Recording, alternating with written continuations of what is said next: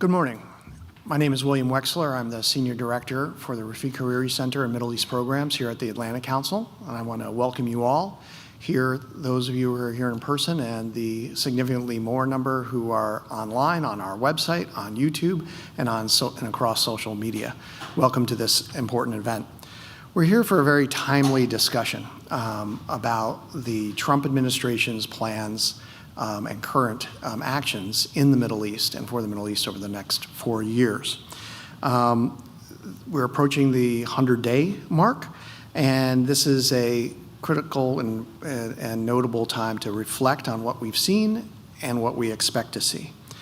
You know, the first administration that Donald Trump had cannot be a good model for our predictions for the second administration for 3 reasons. First and foremost, the region has changed. It's a different Middle East today than it was 8 years ago, vastly different in some respects, different opportunities, different challenges. The second reason is that Donald Trump himself is vastly more confident in his own understanding of the Middle East, in his own ability to manage his way through the Middle East. He knows everybody there now, and he has quite significant aspirations for the region, which are important to understand, and our panels will discuss. The third reason is that Donald Trump also understands how to govern in a much different and a much more sophisticated way than he did 8 years ago. And as a result, he's created an administration that much more accurately reflects himself than he had at the beginning of his last term in all of his respects. And so his upcoming trip to the region, which will be focused on the Gulf, unsurprisingly, but not Israel, at least thus far, somewhat surprisingly, is reflective of an administration that reflects his views of the region. So with all the policies from the United States shifting, with the region itself shifting, we're going to have 2 panels here today. Our first panel will discuss his policies towards the Middle East and North Africa and their implications for the region. The second panel will feature a discussion on the Turkish-Egyptian rapprochement, with Cairo and Ankara aim to reassert themselves amidst greater scrutiny from the Trump administration and greater regional autonomy from the United States. Thank you again, everyone, for being here and contributing to these conversations. As always, we invite you to stay engaged, those of you who are with us online, with these discussions by asking questions, by going online to askac.org, askac.org, to pose those questions. Those here physically will be able, obviously, to be able to grab a microphone. I'd like to hand this over to my colleague, Francesco Rocchetti, who is the Secretary General of the Institute for International Political Studies in Italy.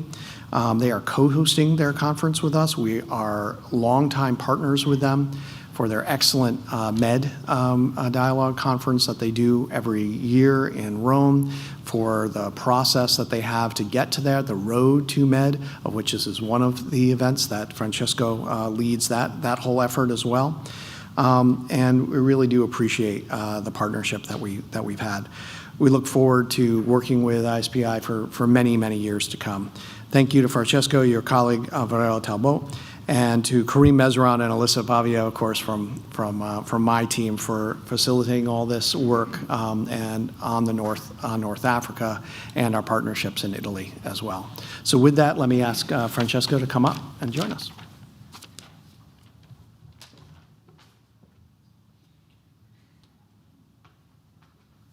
Well, thank you very much, William. On behalf of ISPI, I want to thank the Atlantic Council for having us today and hosting this discussion on Trump administration and its approach on the Middle East, and of course the impact on to the shaping of geopolitics in the region. It's an honor and a pleasure for us to further our long-standing and fruitful partnership with the Council, which, as you said, has been ongoing for several years through joint events, regional meetings, and of course various publications. In particular, I would like to thank Karim Mejran for being the pillar of our friendship. Of course, to you, William, for generously hosting us today and for this partnership. And of course, to Alisa, as you said, for ever reliable support and being a constant bridge between our two worlds. As it comes to the Med Dialogues, of course, as you said, have been the framework of our collaboration. And I'd like to take the opportunity to say that this year, for the first time, we will probably, together with the Italian Ministry of Foreign Affairs, not hold the conference in Rome, but we will go further south to Naples in mid-October. And since this year will be the 2,500 years of its foundation, we will focus more on the Mediterranean, let's say, part of the city and of its history. I sincerely hope to see many of you in Italy, in Naples, in October. And of course, I think, as you said, that frankly, discussing Trump's first months in office aligns well with the goal of the Med Dialogues. In Europe, of course, we are very much interested in what the new Trump administration will do in the Middle East and the Mediterranean, because it impacts a lot what we do as well, especially in Italy. And being here in Washington will give us a closer and more in-depth look at the key actors involved in this process and redefining priorities and the rationale behind it. So thank you all for being here, and I wish you all a productive discussion today. Now allow me to give the floor to Nick Schifrin. Nick, please. He is Foreign Affairs and Defense Correspondent at NewsHour PBS, who will moderate the panel. Thank you.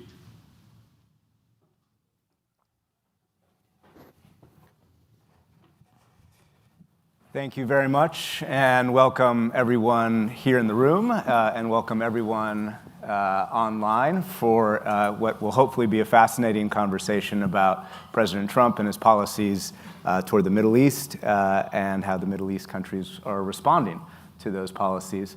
My name is Nick Schifrin. I'm the Foreign Affairs and Defense Correspondent for PBS NewsHour. Let me introduce you to our fabulous panel very quickly. Stephen Cook, the Eni Enrico Mattei Senior Fellow for Middle East and Africa Studies at the Council on Foreign Relations. Thanks very much. Jen Gavito, non-resident Senior Fellow at the Atlantic Council and the former Acting Principal Deputy Assistant Secretary of State for Near Eastern Affairs. Thank you very much. Faraz Maqsad, thank you, Managing Director for Middle East and North Africa at the Eurasia Group, and of course, as mentioned before, Alicia Pavia, Associate Director, North Africa Program at the Atlantic Council. I did better the second time. I've got about 40 minutes or so, I hope, and then I'm going to turn it over to you in the audience and to the audience online. And let me just take 90 seconds or so to do a strategic assessment of where we are very briefly in the region, and then turn it over to the real experts. You have a president who ran as the president of peace, as the president who wanted to expand normalization, confront Iran, and release American hostages around the region. That was kind of the overarching priorities of candidate Trump. In Israel and Gaza, zooming in, we have a situation where President Trump, through Steve Witkoff, helped impose, create a ceasefire in Gaza right as the administration began in January. But now Witkoff and the administration have given Bibi a long rope in order to pursue military goals in Gaza, including replenishing Israeli stockpiles. And we'll talk about that. Iran, maximum pressure is back, but the center of the policy is clearly coercive diplomacy, an attempt to threaten Iran with U.S. or Israeli bombing, but also trying to bring them to the table. And if that wasn't obvious enough, a handful of B-2 bombers have now landed in Diego Garcia in the last few days just to deliver the message to Iran as well. The pressure on Iran also extends to Yemen, where the U.S. is in the middle of, the president will not call it a campaign because apparently he doesn't want to, but it is a campaign, the U.S. military firing against Houthi targets. That's an expanded campaign over the Biden administration to include Houthi leaders.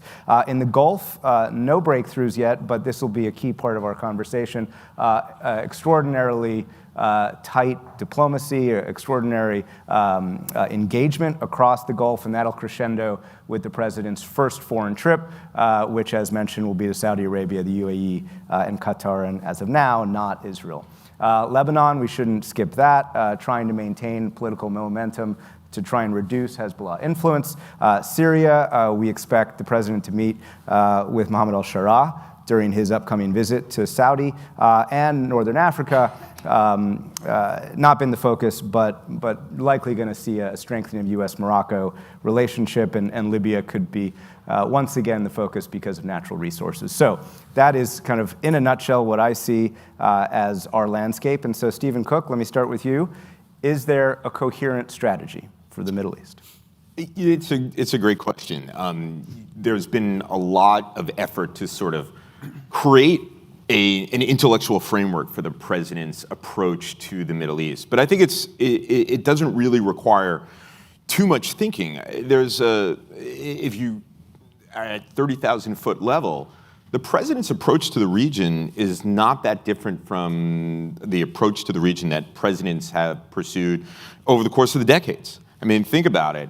It is support for Israel, pressure on Iran, and support for Arab partners in the region, regardless of the character of their regimes. Out with, the democracy promotion, values, human rights. And these countries, look at these countries as what it is that they can do to help advance American interests in the region. For all of the kind of, how shall I say it diplomatically, peculiarities of the president's style and all of the kind of rhetoric about MAGA, this is generally a traditional approach. I mean, you could say that and I think the operations against the Houthis in Yemen are a perfect example of this. For all of this talk about America first, what the United States is doing there has less really to do with the Houthis and more to do with a global interest in freedom of navigation. Whether it will work or not against the Houthis is a separate conversation. But if you think about the administration's overall approach, it's more traditional than the president's rhetoric would suggest about it. And I think that's a lot of what we're going to see is going to look different because he has a different style. But when you kind of dig into it, it's not going to be all that different from what other presidents have pursued. Jen Gavito, staying with at 30,000 feet, style aside, is the substance the same? I think that, to Will's earlier point, the region itself has changed. And so there are nuances that perhaps demonstrate continuity, but are now in conflict with each other. And I think you see that, for example, with that strong support for Israel on one hand, but arguably a conflicting desire to expand normalization on the other. Those two things were not necessarily in conflict during the first Trump administration. However, today they are. And so for a president who ran on a platform of America First, disengagement in the region, and strong support for Israel, that is now today largely inconsistent with the desire to expand normalization, expand trade, et cetera. So yes, there is a great deal of continuity, but I think one of the challenges that the Trump administration had first go around was this ability to kind of connect dots between different pieces of Middle East strategy.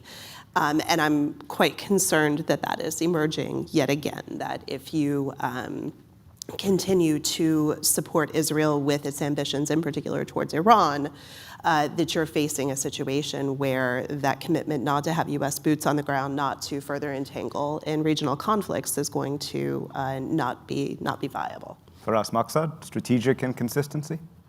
I don't think so. I mean, here's what we know about the president's approach so far to the Middle East, but to foreign policy more broadly. There is at least two competing camps under that broad MAGA tent. The isolationists, if we can call them that, and then those who are more traditionally foreign policy hawks, and particularly when it comes to Iran. And what we've seen so far from the president is that he likes to be in the driver's seat. He likes to hear the various sides of that argument before making that decision. What that provides for is a degree of uncertainty as to where Donald Trump is going to come up on any given issue. And that has an impact because our partners in the region, our allies in the region are watching this very closely. Arguably, some of them have done very well cultivating him during the first term and now again on the second term. It is interesting to see him yet again take his first trip to Saudi Arabia and then other GCC country. I guess deep pockets speak very loudly in terms of the president and his interest in wanting to promote America first economically. But even they understand that dealing with President Trump is akin to sort of riding a roller coaster. They are up today. It could take many twists and turns and go back down. And so that contributes, that uncertainty in dealing with Donald Trump when it comes to the region actually contributes to a policy of hedging amongst many of our partners and allies in the region. So I do think that some of the goals, as sort of Stephen pointed out, supporting Israel, pushing back hard on Iran, are traditional foreign policy objectives for an American president. But I do think that the style is different and it is having an impact in how others in the region react towards the United States. Alicia Pivia, is style substance? Is there a roller coaster with the president as a driver, and does that lead to hedging?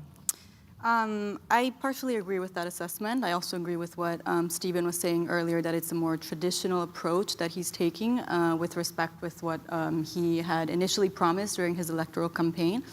I think what we're going to see, though, is, like Firas mentioned, incoherence and unpredictability, which will be problematic for him and how he's going to relate to his MAGA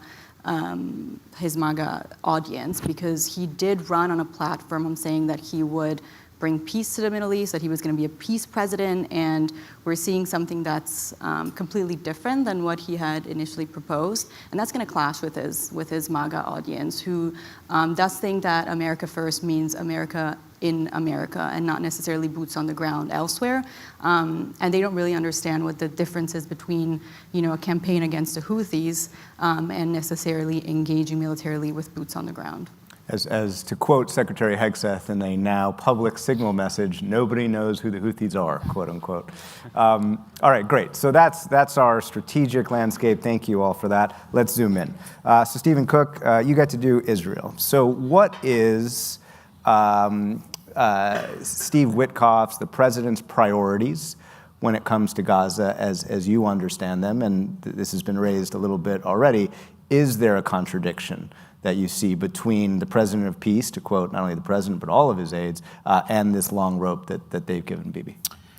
Yeah, first, I think that there's likely to be a lot of tension between the Trump administration and the government in Israel, regardless of how much support publicly the administration is offering to Netanyahu and his ministers, whether it's through resupplying them with weapons or giving them the green light to undertake new military operations in the Gaza Strip. Because ultimately what this administration wants, like what the previous administration wants, is a deal to end this horrible conflict, bring hostages home. The Israelis don't necessarily want a deal. They want victory. And they've been saying that since October 8th. They've been saying, we are going to change the security situation around us. We're going to do things very differently. Deterrence no longer works. We're no longer going to count on our adversaries to understand that we will punish them for actions against us. We will continuously punish them until they are defeated. That's not what Steve Witkoff wants. Steve Witkoff came in and said, I'm going to sit down and talk to Hamas. Someone talked him off of that, but it's clearly... Adam Butler did talk to Hamas directly. He did, and then it was a lot of criticism as a result. So I think that at this very surface level, there is a tremendous amount of support for the Israeli government. I think that that's very popular within the Republican Party. I think it remains, an article of faith within the administration that to align with Israel on this issue, bring hostages home. But I think when it comes down to it, there is going to be a very different view of what is going to happen. And I think that the United States is not prepared for what's happened. Certainly the previous administration wasn't prepared, but the Israelis are saying that they are taking this military operation. They're also saying that they are going to be responsible for security in the Gaza Strip. They're essentially talking about a reoccupation of large parts of, if not all of, the Gaza Strip, which to my mind presages the Israeli right's efforts to resettle parts of the Gaza Strip. They have a more potent argument today than they did in 2005 when Ariel Sharon withdrew Israeli settlements in the IDF from the Gaza Strip. There's a broader acceptance actually within Israeli society about the idea of holding this territory, and I think that as a result there's going to be a tremendous amount of tension. And speaking of tension, that is tension with the Israeli government, and it's going to create tension in this overall idea of an integrated, normalized Middle East that the administration has now, as of yet, has not let go of. Yeah, we'll definitely get to normalization. But Jen Gavita, is that how you see it? An increasing desire and willingness, perhaps, on the Israeli side to not only talk about a reoccupation of Gaza, but to talk about and pursue a policy of trying to win on the battlefield. Is that what you see them doing, and how does Trump respond to that?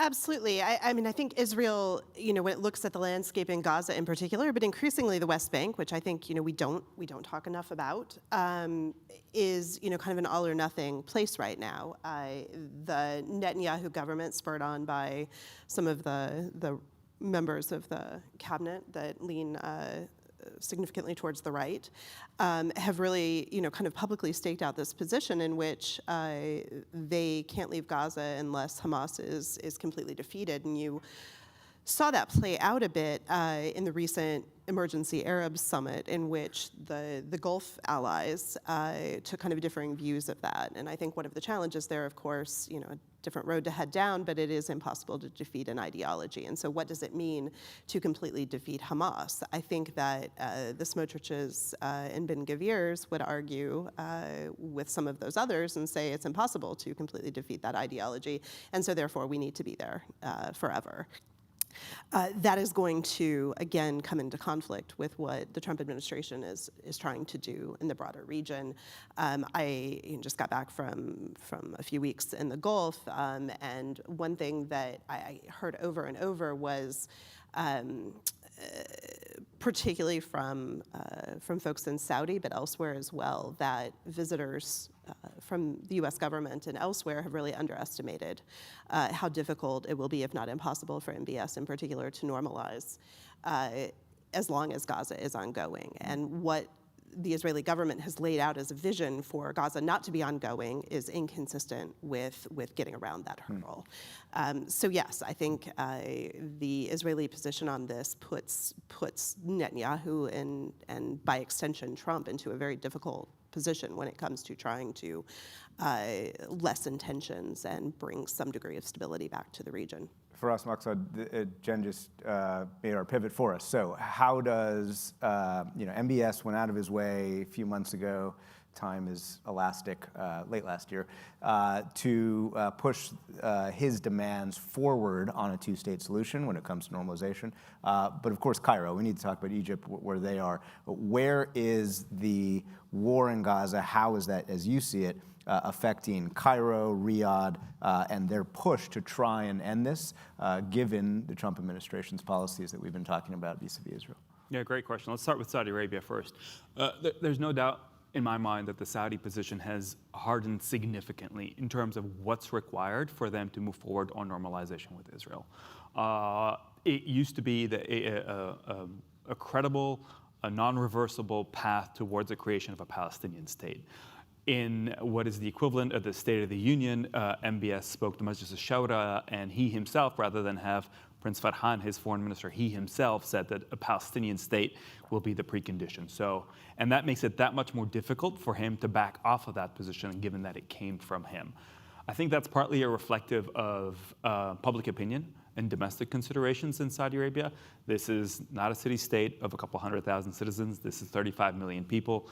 It is, in many ways, the center of the Islamic and Arab world, the custodian of the two holy mosques. And so MBS has his own considerations. I think it's also reflective of the changing realities in the region. Iran, which looms large in the Gulf, and their security considerations, is no longer the 10,000-pound gorilla that it used to be pre-October 7th. And so they're looking around and they're seeing that Hezbollah is much diminished, Hamas is on its back foot, the Houthis right now are in a tough situation. The Assad regime and Iran's ability to project power into the Middle East is also significantly diminished.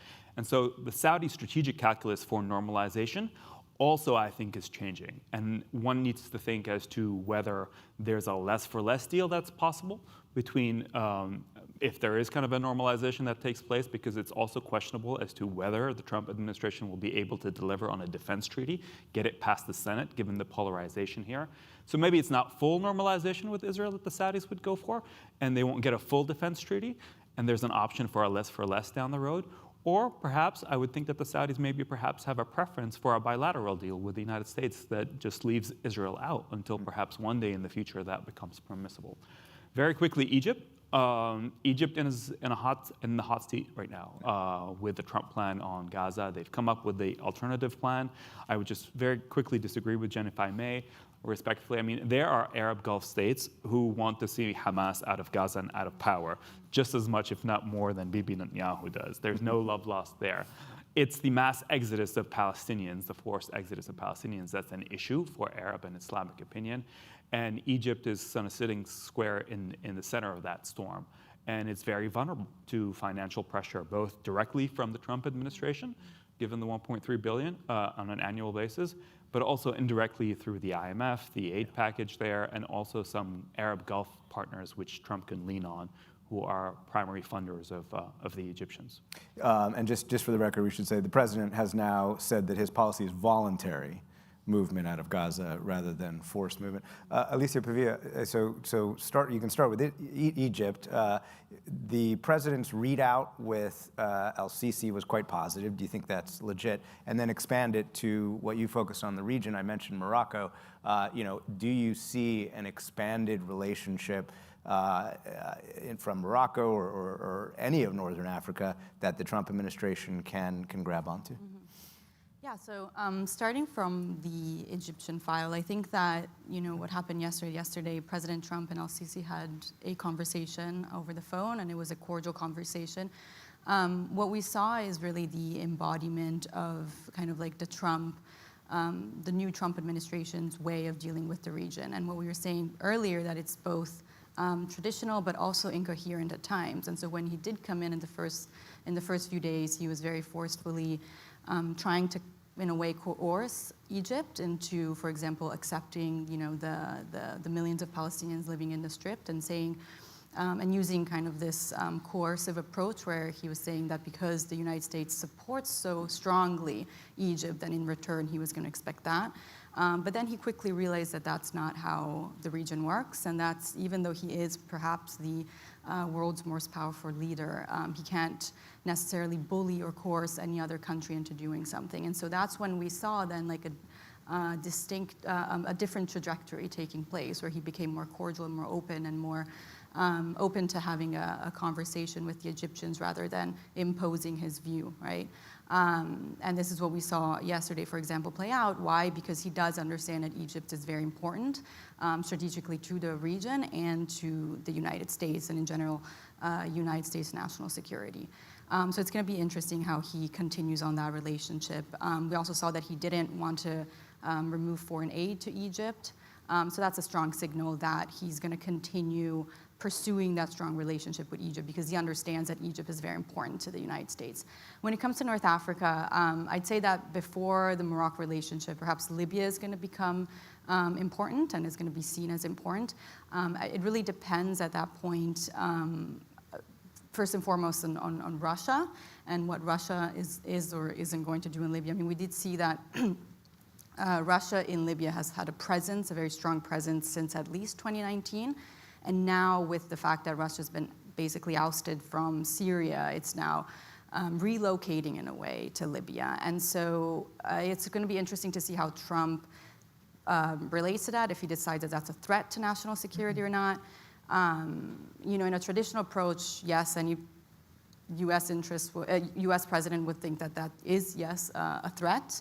But we saw that because of President Trump's affinity with Vladimir Putin, then he might decide to step back and not necessarily intervene much in Libya. But that really depends on how the relationship between Putin and Trump plays out.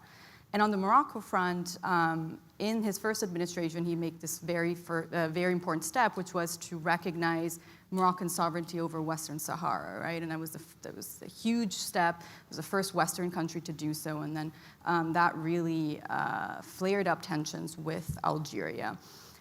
So it is likely that we continue to see him wanting to strengthen that relationship with Morocco, primarily because he does see Morocco as advantageous, probably more so from a business perspective than like a political one. The problem there is going to be, what happens at that point with Algeria? Will Algeria retaliate?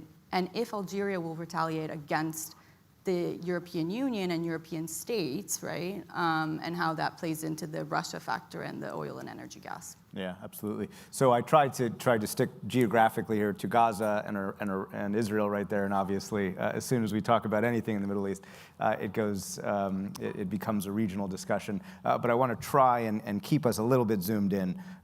So, Stephen, I know you want to respond to some of that, but let me shift a little bit to Iran. And ask, what is the appetite, as you understand it, in Israel to try and strike Iran now that, as senior U.S. officials continue to tell me, the air defense is quite naked? And what's the level of interest, you think, in the Trump administration, either participating in that or giving Israel a green light? Yeah, it's a great question. And before I get into that, and it's related, I just want to pick up on something that Jen mentioned with regard to the West Bank and the way the Israelis look at this. Certainly there is an ideological motivation here. I mean, the settlers refer to 2025 as the year of sovereignty. I'm constantly getting emails from them about the year of sovereignty. And it's quite a dynamic movement, which is in direct contrast to the rest of Israel, which is sort of stuck in this malaise about their politics. But that's not the only thing that's motivating the Israelis on the West Bank. That is the Iranians. The Iranians have lost their Western front. They've lost Lebanon, they've lost Syria, but they are trying to infiltrate the West Bank through Jordan, destabilize Jordan. Very, very important to the United States, very important to the Israelis. The Israelis said they're fighting on 7 fronts in the last year and a half. Right, and there is evidence of the Iranians funneling money and weapons into the West Bank, and the Israelis are absolutely seized by another October 7, and that coming from the West Bank. So there's the combination of the ideological inclination about Judea and Samaria, as well as the security front on Iran, which gets to your question. It's a live issue in Israel, and I think what's stopping the Israelis from having already taken action against the Iranian nuclear program is they have no idea what Donald Trump's response will be, because Donald Trump really wants a deal. He wants a deal.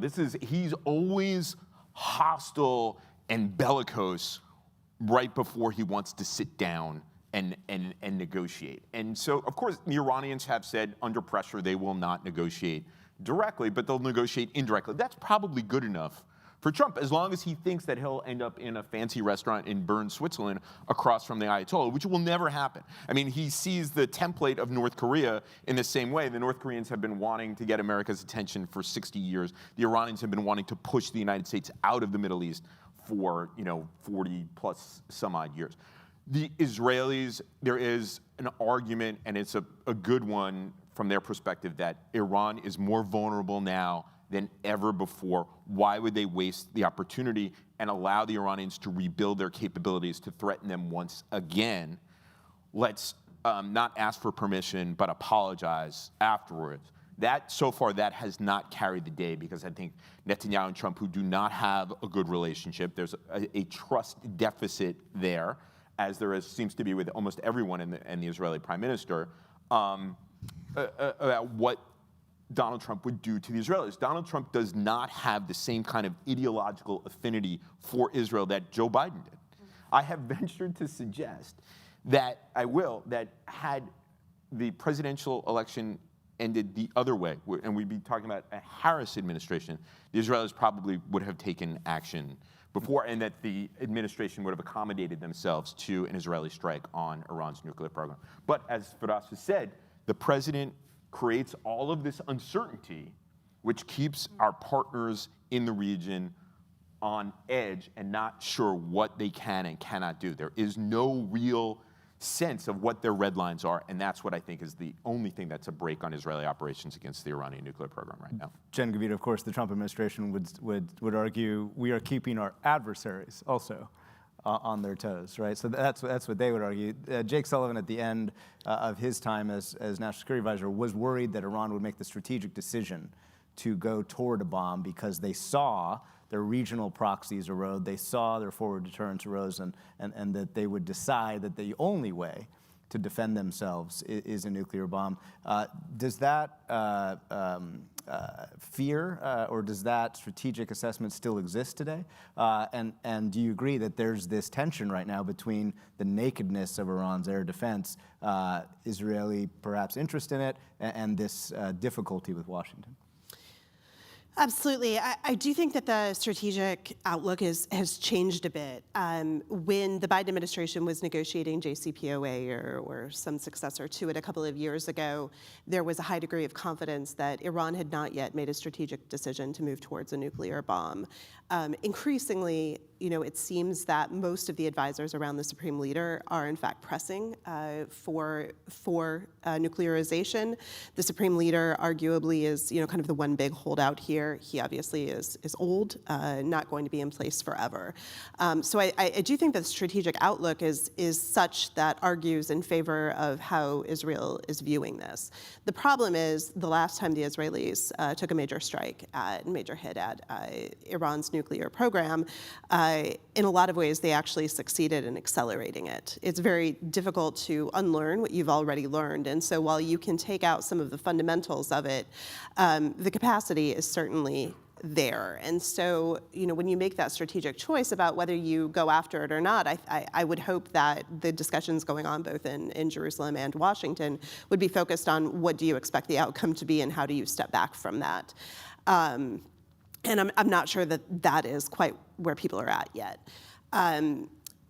This is a space where I think it probably argues in favor of the Trump administration's overarching desire to be able to show that they've gotten a deal for something. It puts things potentially back in a box for a bit. It doesn't satisfy Israel's desire to dismantle the program, but what it does at the same time is provides potentially a different political path for Iran to go a different direction. And so this is where, I, as a former diplomat, will always believe that diplomacy has an important role to play here. Just like Hamas can't be defeated on a battlefield, nor can Iran's nuclear ambitions be stifled simply by Israeli power. So, I think that there is room to continue to look at what U.S. support for an Israeli strike might look like. But with an understanding of what a clear off-ramp is there and what the objectives are. I continue to think that long-term, if you want to stabilize the region and diminish Iran's influence, that the way to go is figuring out how to strike that deal, and then taking some of these other issues that we've already touched on, whether it is Syria, Lebanon, Iraq, elsewhere, try to reorient them towards a more moderate, stabilized Arab landscape, rather than trying to kind of militarize what is already a powder keg of a situation. Firas Maksad, to stay on Iran, though, you're not a former diplomat, and yet, is there a diplomatic deal that you think Iran is interested in making? Well, I want to first sort of take a stab at what you mentioned, this idea that there's, at least the Israelis seem to be putting that notion forward, that Iran right now is naked in terms of its air defenses. I had a senior U.S. official tell me not too long ago also that we can now crisscross the skies of Tehran, we and the Israelis, unabated, should we want to. But the argument that follows here that we're hearing in D.C. from the Israeli side, that essentially there's a window for action, for ideal action, and it's stretches from 6 to 9 months, depending on who you ask. And so therefore, come the fall, there's probably going to be a moment of decision, a moment of choice to make. I believe that to be a sort of a false argument put forward. Just as the Israelis were able to knock down the Iranian defenses the first time around, I think that they and the Americans will certainly be able to do it the second time around. So that premise of a window of action being shaped by that, I think is questionable. But I do think that there's a timeline out there, and the timeline probably has to do with snapback sanctions coming to due sort of late summer, early fall. They have to be exercised or else they're lost. And that's sort of going to be a key marker for the negotiations. And when it comes to the Iranian perspective, which you asked me on, Listen, I think these guys are realists. They understand that they've been dealt a blow through the region, in the region, through Israeli actions. Their first line of defense on behalf of the regime and the nuclear program, particularly Hezbollah in Lebanon, has been has deteriorated, if not to say completely destroyed. The Assad regime also a linchpin there in terms of the logistical lifeline to Hezbollah, no longer there. So they will come to the table, and we will have negotiations, direct or indirect, we will see. But the Iranians have been at this for years, much longer than Donald Trump has been. And so expect the runaround, expect them to play on differences which we were just discussing within the administrations, the isolationists versus the hawks. Somebody like Tucker Carlson, who's very influential in the MAGA world, right? Warning that this will unleash terrorist attacks against the United States. It will be akin to World War III. I mean, they are very aware of these differences and these tensions within the Trump coalition. And they will try to play on these differences. They're more likely to be, for example, forthcoming on issues having to do with the nuclear program. Perhaps less so when it comes to curbing their development of ballistic missiles or their activities and proxies throughout the region, trying to figure out what it is that will rope the president in without giving too much. And so I expect protracted negotiations from now until the fall. If we are actually somewhere significant and substantive in the fall, it's going to be Trump's call to make whether this is something that merits a confrontation and the fallout in his own governing coalition, or it's something that actually is good enough for him to sign a deal on. All right, so I'm running out of time. I did want one more round, but I guess we're running out of time. So Alicia Pavia, can you just add one element to this conversation? The word Europe has not been mentioned. So obviously with Iran, historically, the E3 has been incredibly important, right in the middle of those negotiations. Do they have any influence right now? And then expand that to Northern Africa. What does a European response look like to perhaps an increased interest by Trump in Northern Africa? Those are great questions. First of all, Europe right now counts very little, right? We've seen that, President Trump really does not care that much for Europe, and we saw some really disparaging comments come out from the Trump administration to Europe. And so whether or not the Europeans will be at the negotiating table doesn't really matter, because their point of view right now doesn't matter to the United States. And so I can't really imagine them being part of it. They're also very inward looking right now because they need to up their rearmament program. They're looking east towards Russia. Europeans are scared, maybe for the first time, that the US is really going to withdraw.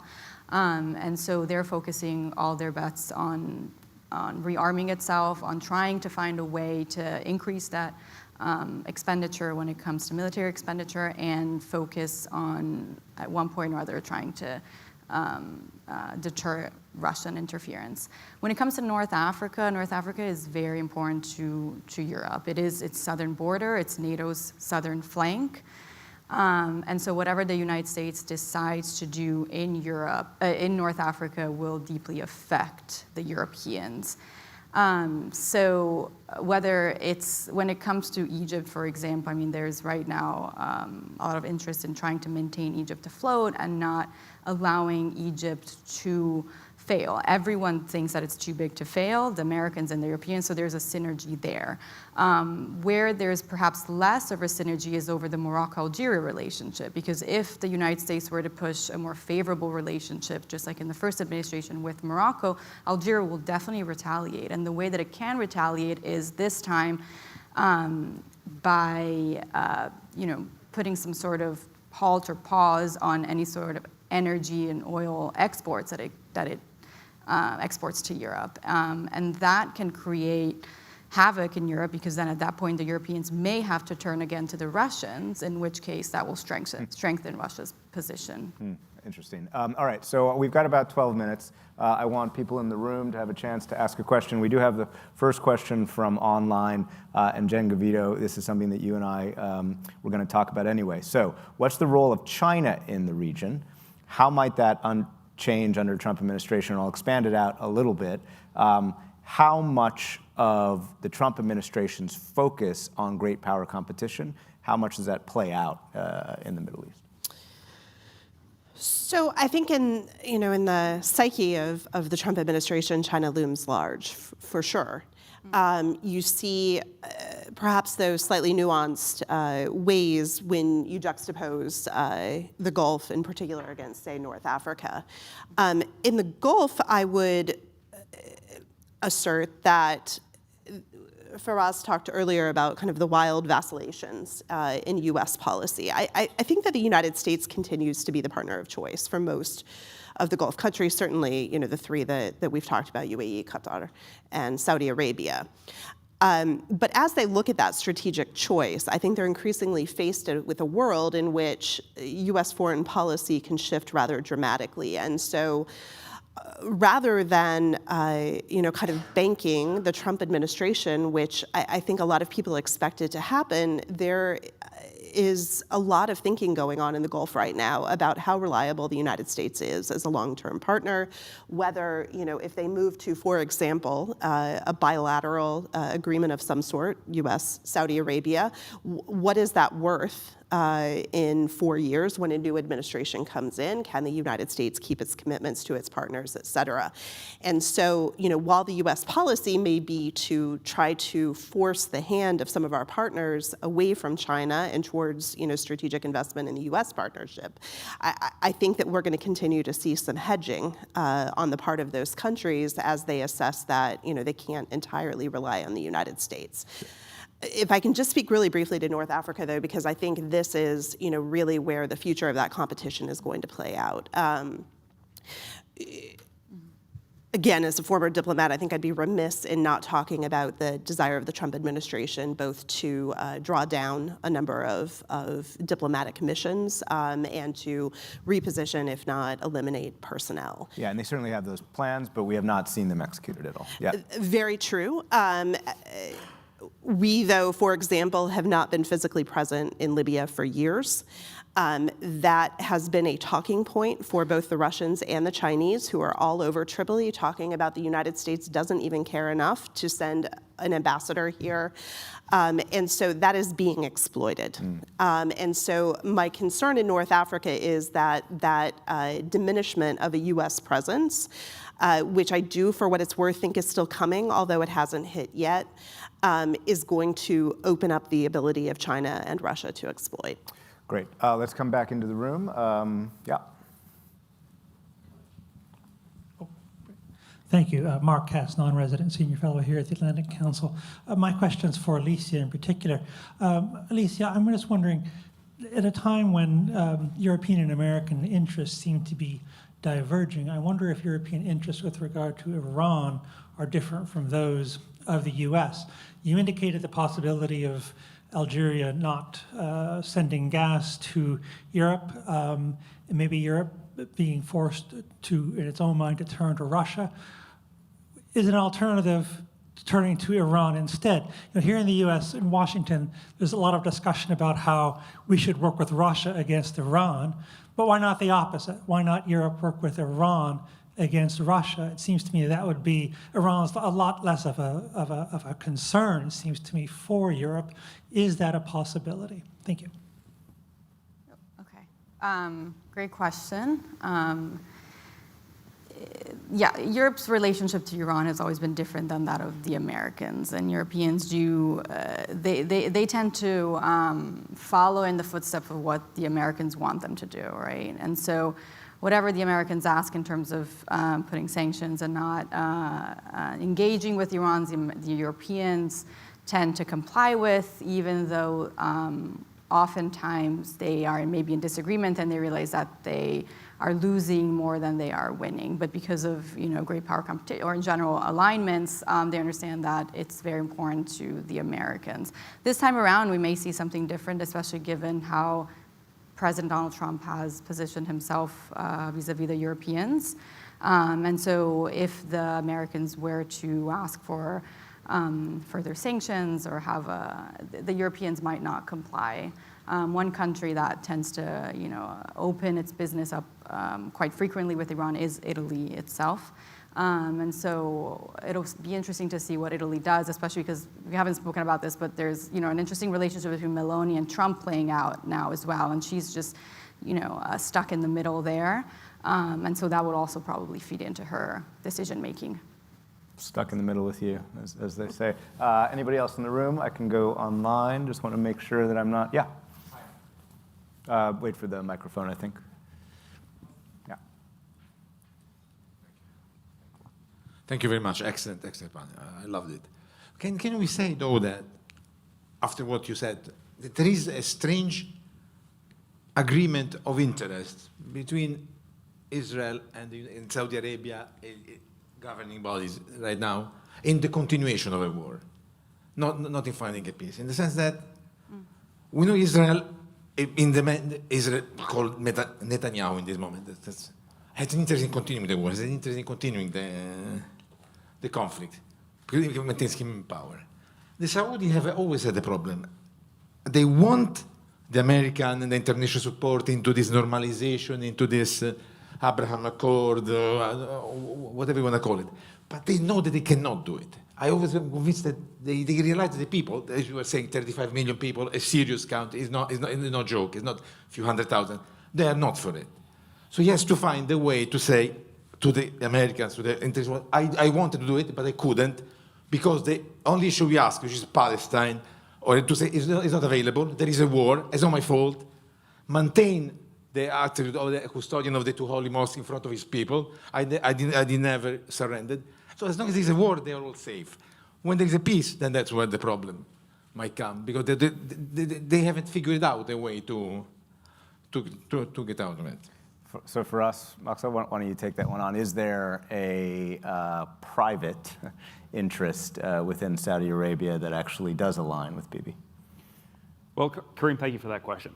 There's obviously a lot, particularly in the Middle East, in diplomatic backrooms that's not necessarily at the surface level, does not raise to the surface level.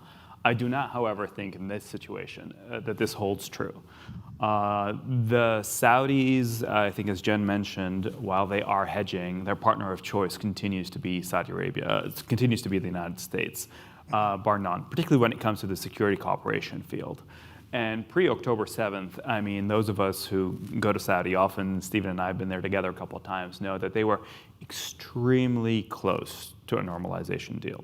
I mean, we're talking white papers on the various issues at stake here, whether it's the defense deal, strategic tech AI, civil nuclear, energy issues. Those were all negotiated in great depth, Kareem, and they were very close. And not only that, as we know, Blinken was on his way to try to merge multiple texts for the first time, and there was a date on the calendar, and that was October the 11th or 12th or 10th. I forget exactly what it is, but literally right after October 7th. It was on the calendar. I truly do believe that the Crown Prince at MBS views such a deal, particularly the defense aspect of that deal, as being transformative for what he can do, his vision for Saudi Arabia, Vision 2030, and the American security umbrella that is necessary to protect that vision.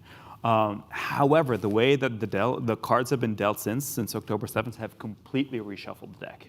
And so, yes, right now, given Iran's weakness, given the higher cost in terms of public opinion domestically in Saudi Arabia, given the fact that polarization in the United States means that a defense treaty is unlikely to be ratified in the Senate, yes, I do think that Saudi Arabia is not too keen on moving forward very quickly on the normalization path, and perhaps would be interested in exploring other avenues.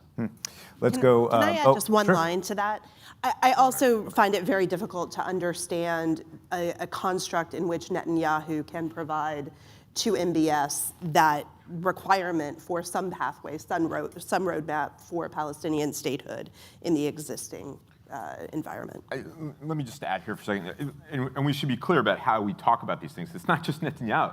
I mean, 72% of the Israeli public are opposed to a two-state solution. So if that's the Saudi requirement, you're never going to get there. And I'm somewhat chaste in talking a lot about Saudi Arabian normalization and the strategic defense pact that we have proposed, because I see Ambassador Ratney's here, who's involved in all of this. He's behind the podium there hiding. But what I would say is, I think that, and it goes back to what I was saying at the beginning, is that the most likely outcome of this, because of now obstacles, is back to a sort of status quo prior to October 7th, in which the Saudis and Israelis talked in those back rooms that Firas discussed, but that it's just way, way, way too difficult on both sides. I mean, I was in Saudi in November, and just the fusillade of anger directed at me personally over what had happened in Gaza was something I had never really experienced before. So, for 20 years, I've been getting harangued by Arab officials and civilians about American policy. This was nothing that I had experienced before. So it's raw. It's anecdotal, but it's raw, and I think you can take it to understand where the Saudi public is. So we're going to go back to some sort of version of the status quo across the region. Israel is occupying or ringing the Gaza Strip. There's no possibility of a two-state solution. The increasing grip on the West Bank, but the Saudis and the Israelis having a confluence of interest with others with regard to the big strategic issues in the region regarding Iran, proxies, and security and those kinds of things. Yeah, that's what's going to happen. It's important for us to remember how raw October 7th still is for Israeli society, certainly, but also across the region for people who every night have been watching this war, and it still has a big influence. And it's actually something that candidate Trump cited during the campaign. He said, I saw the pictures. What's happening in Gaza? I don't know about this. He actually questioned the Israeli military campaign. All right, I want to give anybody in the room another chance, and if not, yeah. I want to take a bit on Saudi Arabia because it's very interesting. After October 7th, of course, many countries feel uncomfortable now in this situation. And my feeling, also speaking with people in Saudi, is that in the end it is very difficult for them to give what the US wants. So they are trying to give everything else they can. They announced $600 billion of investment in the US. They're hosting this negotiation on Ukraine. So they're trying to give everything they can because they know that they can't give what the US want. So being normalization, because of course October 7th also meant, not October 7th, but what happened then, and 30,000 people, 40,000 people dying in Gaza, and of course this is something that is not facilitating and actually is hampering Saudi and MBS to go and say we can now normalizing with Israel that has killed 40,000 people, which is, I think the Saudi position is very, very difficult right now. Of course, many countries have a difficult position, but for Saudi, they were not used to have this kind of relationship also with the US. Jen Gavito, do you want to take that on? And obviously, MBS has long said that he wants to play an outsized role of diplomacy, not only in the region, around the world. So where does that stand? Yeah, it's a difficult position on one hand, but I do think for all the reasons that you said that Saudi is positioning itself as an indispensable partner for the United States from a regional standpoint. It's not just Ukraine, Russia, Sudan. Over the last couple of years, really, Saudi has been ground zero for a lot of the regional diplomacy, feeding into its objectives to play an increasingly central role in Gulf leadership. Because we haven't talked about it, I would pivot just a little bit and say that I think it's much more challenging today to be, say, Jordan, where the demands on the monarchy, which is already under considerable pressure, both politically and economically, are much more explicit in nature from the president and much more difficult to navigate. And so I have some confidence that Saudi will come through this, again, perhaps with a bit of the hedging and making sure that they're not putting all of their eggs in the Trump basket, but I would be much more concerned about the instability in Jordan to some degree, in Egypt, than I am about Saudi. I just underline one quick thing. The Saudis want to be the big wallet in the region, undoubtedly the case, and are involved in Sudan and Ukraine and whatever, except on one issue, Gaza. They won't have anything to do with it. It's our problem. And when you ask them, what are you going to do about it, they say, Arab Peace Initiative. That was, 20 however many years ago? More than that now, yeah. Quickly, because we got a question online, and I haven't asked about Yemen, so I do want to do that quickly. So Stephen, why don't you take this on? How will the energy transition and diminishing demand for oil over the next decade affect the security arrangements, particularly the negotiations that are ongoing between the U.S. and Saudi Arabia? I just question the logic of the underlying logic of the question, because with actually all due respect to whoever asked it. I'm very sorry, but energy demand has gone up. Oil demand has gone up in the last couple of years. Although MBS does have a vision Yes, for the day they after do. oil. They absolutely do.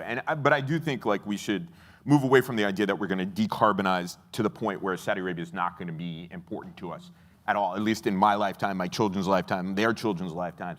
That's not the case. And in fact, the United States is, regardless of drill, baby, drill, is interested in a stable global oil market. So we could drill, but something can happen somewhere else that cuts supply and creates, so until someone else is willing to step up and provide that security in the region, we're going to be involved in this, and I think it's a smart thing for us to do. For us, Maqsood, last word, because we have 1 minute. I did want to ask about Yemen. The Secretary of Defense went out of his way to say, quote, "I do not care about what happens in the Yemeni civil war," quote unquote. His point he was making is that, it was made here before, the goal, it has nothing to do with Yemen or the Houthis itself. It has everything to do with pressuring Iran, we talked about that, but opening those sea lines and actually getting them to stop fighting. Can that work? And I think the Secretary of Defense is wrong, and I'll tell you why. You cannot really bring the kind of pressure that's required to push the Houthis off what they're doing without a ground component in Yemen. I mean, those airstrikes, we've seen them now go on for over 3 weeks. They were completely uncoordinated with the anti-Houthi coalition sitting there in the south of Yemen. At a minimum, you would need some kind of coordination where they drive up north through the coastal areas. Perhaps they cut Houthi access to the coastal areas.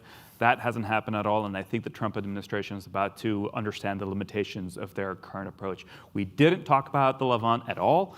Just very quickly, I do want to say that there is a moment for Pax Americana in Lebanon and potentially in Syria. With the collapse of the Assad regime, you look all around.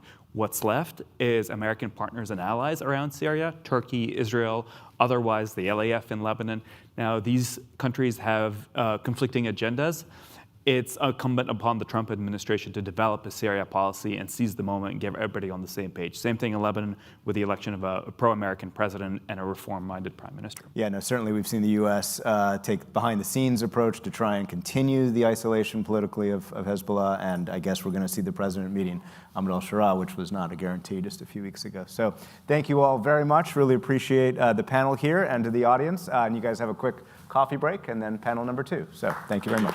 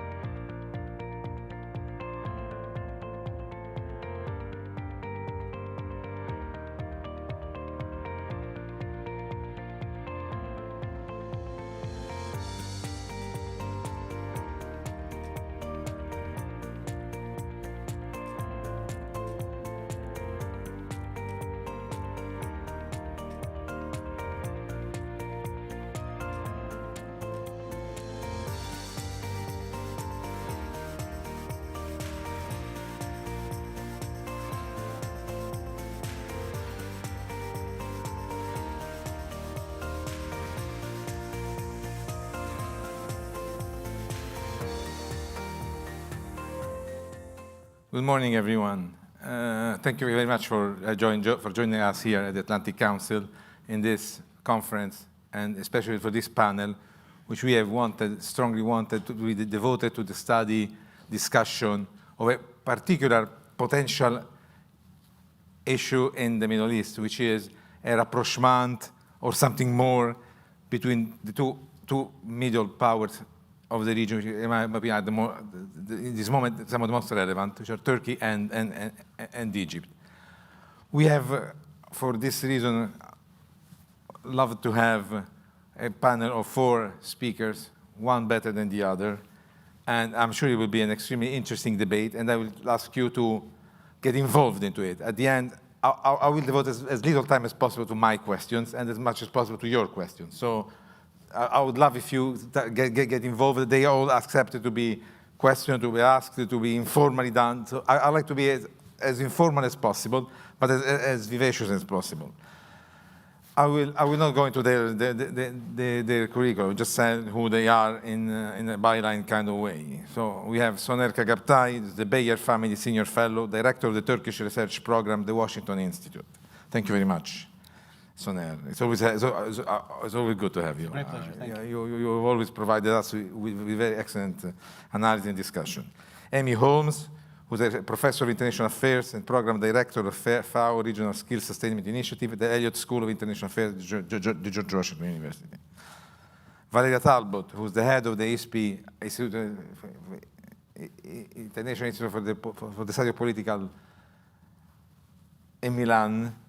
They have collaborated with us for many years. We do this conference every year in the last 5 or 6 years. We joined their organization in Milano when they do the fantastic MED group where I think a lot of you have participated and have enjoyed. Thank you very much, Valeria, for being you and Francesco good friends and supported us all the time and let us enjoy also your outreach in the area, which has been a big one, amazing. Then we have Shadi.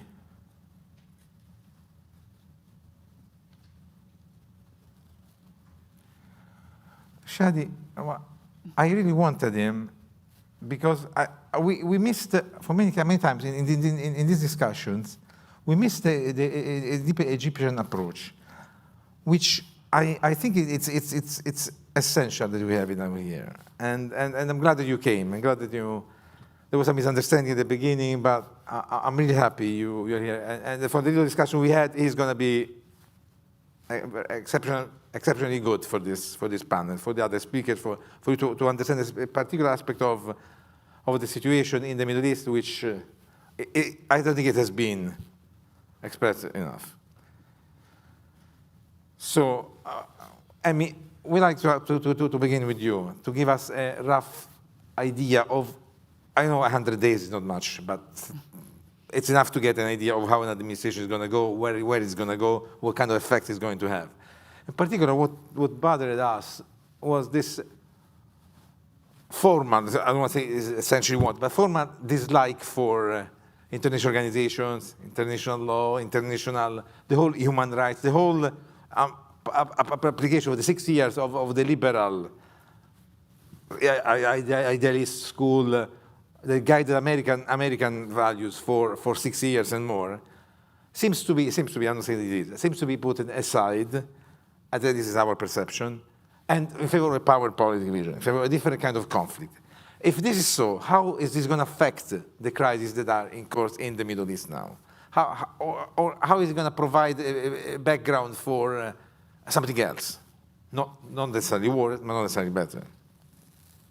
Okay, well, thank you very much to Karim and his team for inviting me to the Atlantic Council for holding this event. I'm delighted to be here on this esteemed panel, and I look forward to hearing the insights from my colleagues here, so thank you again. And this is not a criticism of the Atlantic Council, but if there are any tech bros or women in the audience, there's definitely innovation potential to create microphones that work when you're wearing a dress. So I'm going to just be holding this microphone in my hand since I don't have a pocket or a belt to attach it to. Hopefully there will not be any technical mishap. So with that said, on a more serious note, I think that this question, and I really do commend the Atlantic Council for addressing this issue of Turkish-Egyptian rapprochement, or the potential for rapprochement, or reconciliation, warming of relations, because it really has not received much attention. And that's partly because I believe the issue is still somewhat in its infancy. And I believe that it would, however, improve Turkish-Egyptian relations would certainly contribute to greater stability, prosperity, not just for those two countries, but for the larger Eastern Mediterranean region. I visited Syria actually in January. I was in Turkey in February, and then in March I visited Greece and Cyprus. So I do see a lot of potential in the region for cooperation. I also am fully aware that the Eastern Mediterranean region, specifically regarding the maritime dynamics and conflicting maritime claims, is actually more complicated even than the South China Sea, for example, when it comes to the conflicting maritime claims and disputes. And I think maritime issues and the delimitation of maritime boundaries is one of the questions where there's perhaps the chance for resolving these disputes I see as somewhat limited. I would be happy to be proven wrong, but I believe that there are the Turkish claims in the Eastern Mediterranean that are problematic for Greece, for the Republic of Cyprus, but also for other countries is a major obstacle. Whereas Egypt has signed maritime agreements with Cyprus and Greece. But you asked me about the Trump administration, and so I guess I should speak to that question before getting into the regional dynamics. I believe that the current Trump administration, as you said, there are a number of contradictions. On the one hand, Trump says he wants to be a peacemaker, but there's been an attack on the U.S. Institute of Peace, for example, here in Washington, D.C., not far from here. And there's a lot of uncertainty among the federal workforce, given the cuts that have been happening. There has been a lack of progress in terms of just nominating ambassadors or appointing ambassadors. And so I think that's one of the reasons why we haven't seen that the current administration just is not focused on this issue right now. It's focused on other priorities in the Middle East, specifically Israel, Gaza, and Iran, I think. Even Syria, which I think should have more importance for the current administration, given that there are U.S. military troops on the ground in Syria. Even Syria, I think, hasn't received enough attention. And so it's not perhaps surprising that they haven't gotten to this question of Turkey and Egypt and the potential for rapprochement. I do also share your concern, Karim, that some of Trump's statements regarding the possibility of running for a third term, for example, that will embolden the rulers in the Middle East, particularly Erdogan and Sisi, that are not themselves prone to adhere to term limits. And so I think that this is concerning for those of us who are concerned about democratic rule of law and term limits, etc. Thank you. Thank you very much, Amy. Now let's go to Soner. Turkey. Take what Amy said. If the Americans are not interested in doing this, or they don't want to exercise their power potential in fostering this kind of agreement, and they step one step behind, is there any other actor that you see can do that, you see can have the same strength, like Macron, for example, when he called in Paris General Sisi and Erdogan to talk, three people, him and two of them. I saw that as a big step the French did, but it ended up in nothing. And the internal dynamic of Turkey, do help Erdogan in doing this kind of inter-diplomatic action, or are they hindered by something? And then we see the same equivalent with Shadi regarding what Egypt is. Thank you, and I also want to thank Karim and Atlantic Council for putting this panel together. Definitely delighted to be part of it and honored. I think other than the United States, the only actors that can bring forward a grand kind of big bang reset of Turkish-Egyptian ties are Presidents Erdogan and Sisi. They are driving the two countries, and in my view, one of the reasons the rapprochement has not come forward fully is because the two presidents are not committed to it. That has a lot to do with their personal differences, political bad blood between them, extending back a decade. That doesn't mean, however, rapprochement is not moving forward. I think it's a slowly kind of moving train. I described earlier jokingly the Turkish-Egyptian strategic competition as the least most likely to escalate, which means considering all the other competitions in the region that are likely to escalate, this is on a downward trajectory overall. The escalation is not on an upward trajectory. There's been a lot of good progress in Libya. Turkey and Egypt fought over a proxy war there for a few years.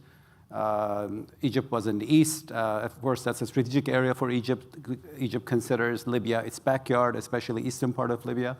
So Turkey's sudden appearance there in the civil war made Turkey and Egypt competitors. At one time, a Turkish-backed, internationally recognized government in Tripoli was fighting forces in the east, aligned with General Haftar, but backed by Russia's Wagner's army, France, UAE, and Egypt. And that proxy war is gone. There's a lot of, I would say, proximity that has appeared in Libya. I think it's based on this understanding of kind of a soft power sharing for the moment. It hasn't yet resulted in a comprehensive deal to kind of stabilize and put Libya's two pieces together. I think that's because Egypt's attention is now taken away by Gaza. And Egypt basically sees this as a secondary topic. And in the meantime, Turkey has reached out to the eastern part of Libya, where it was absent for the last decade. It's engaged Haftar's sons. Turkish Airlines now flies to Benghazi, which is a sign of connectivity.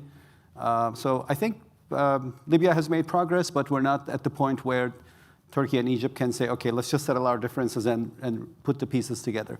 Italy also has a role, traditionally a big business and political presence in Libya, and I think Italy has cultivated ties with Turkey because its influence in the West is linked to Turkish presence there. And then I want to bring two more theaters. Of course, Gaza is a big one. That's an area where Turkey and Egypt have most proximity, I would say, fascinatingly, given the areas of this divergences, such as in Libya. And Cyprus is the third one. Now that Syria has a Turkish-friendly government, I guess the fear among Greek Cypriots is that Syria might sign its own exclusive economic zone treaty with Turkey and with the Turkish Republic of Northern Cyprus, which would be unacceptable to Greek Cypriots. So in some ways, the great power competition in the region among powers has increased because of, let's say, events of Syria, because Egypt also sees the success of the HTS model there as a threat, meaning to reintroduce political Islam as a viable alternative to President Sisi in Egypt, if it succeeded in Syria. So Libya is downward trajectory. I think Syria, you're going to maybe see increased competition. Cyprus remains an area where I guess Turkey and Egypt are not completely aligned. So I would call the case of Turkey and Egypt in East Mediterranean as the case of uncomfortable Ottomans.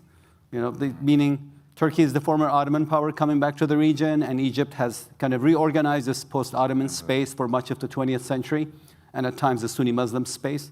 And the two countries are not competing to be the main organizer of this space, and Egypt wants to retain its leadership role, and Turkey wants to take over leadership role. And I think bureaucracies have kind of started to talk to each other again. That's very important, from military to intelligence to foreign ministry. There's a lot of business engagement, which is quite significant. In the last decade, some of Turkey's manufacturing moved to Egypt to take advantage of lower labor costs there. And even at the height of the Turkish-Egyptian rupture, business ties remain strong. And I think that has kind of remained as an anchor of the relationship. But considering all these positive trends, businesses and bureaucracies, and bureaucratic elites engaging each other, I think the missing piece is the Erdogan-Sisi piece. The two leaders yet still don't see eye to eye. I feel like their handshake hasn't really come forward, and unless that happens, I don't think we're going to see a kind of a big Turkish-Egyptian kind of reset around this mat. So we'll probably wait for that. Maybe that'll be the topic of next year's conversation. Yeah. We'll keep it hot. Yeah. We'll for it. Think about the same thing I will ask you, Shadi, in a second. But I want to say, can the Russian play a role in this, positive or negative? Can their presence so much in Libya, their act in Syria, their intermingling in the Horn, can how much of a role can it play into keeping these two countries separate? Because also the Egyptians, Shadi will say, they have a problem with the Russians in eastern Libya. They're not anymore the real 100% controller of Haftar. Haftar has learned how to play one against the other, how to play the Egyptian way, the Russian other way. So are the Russian strategic interests to be counted into the rapprochement in this relationship, or we can discount them? I think for the most part you can discount them. I think Russia played kind of a role in kind of course, in the civil war and sparking the second round of the war especially, and that's now gone. Wagner's forces have been defeated and pushed back. Yeah, I think at this stage it's really no more outside powers, but it's basically the two principals in Ankara and Cairo who could agree on a reset, which would be, I guess we could talk about a reset happening, but a reset where all the problems are basically resolved and the two countries agree to kind of work together. So I think the elements of that are there, but maybe the lack of personal chemistry between the two principals is playing a role, and of course personal history as well. So it's fascinating that you have ministerial level engagements and businesses continue to invest across the border, and there's a lot of tourism now. It has restarted, but of course I think the lack of Erdogan-Sisi consensus is probably the missing piece of this. Okay. Starting from this point, Shadi, and also taking into account your privileged position at Harvard as you are now, you can give us an opinion from Cairo, but also from the Cairo-United States relationship into the area, how strong it is, because we have contradictory messages coming from this area. Please go ahead with the same kind of questions. Egypt involvement or lack of involvement. And well, I would like to thank you first for putting this panel together, and I want to confirm a lot of what Soner just mentioned in relation to the kind of bad blood between the two presidents. And I think this is like the main obstacle of an Egyptian-Turkish, not just reconciliation, but more of an alliance evolving. And I think that we're slowly going towards this direction because there is a desire from the establishments on both sides that this should happen. There are a lot of commonalities in several fronts. I think it started on the East Mediterranean economic zones. There has been some good gestures from the Turkish side that encouraged the Egyptian side to get closer to them. After I think the epitome of the confrontation happened in 2020 when Sisi put this red line, the CERT red line in Libya. But after that, we have seen things cooling down significantly. It started with economic zones in the East Mediterranean, and I think Gaza also, as bad as it is, but it helped them getting closer together.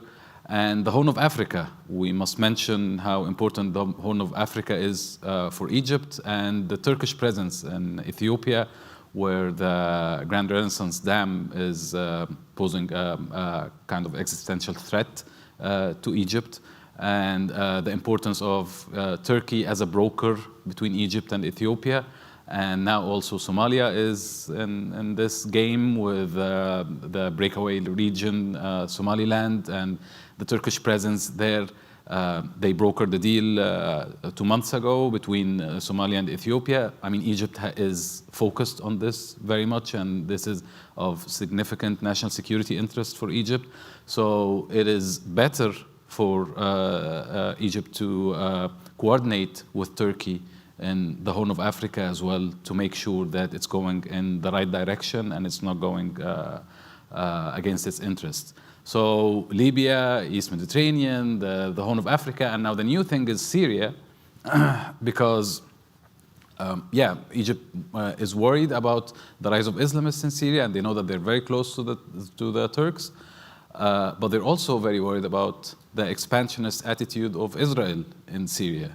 And they're worried that they could come next. And that's why the recent statements by the Israeli military leaders about Egypt violating the treaty and having fortifications in Sinai it's because they see what's happening in Syria as just one step ahead. They want to be one step ahead by fortifying their presence in Sinai so that it doesn't happen to them. So the Turkish presence in Syria here is another significant role. If the Turks, and I think they did that until now, they assured the Egyptians that Syria is not going to be used as a platform for provoking the Islamists against the Egypt's regime, then the range of cooperation would be much more within Syria to make sure, first of all, it stays united, because again, this is a matter of national security interest for Egypt, which again is one of Turkey's main goals in Syria, and to make sure that the Israeli expansionism that's happening in Syria is kind of restrained so that it doesn't extend to Egypt when it comes next. So there is a lot happening. Again, I think it could have been much more.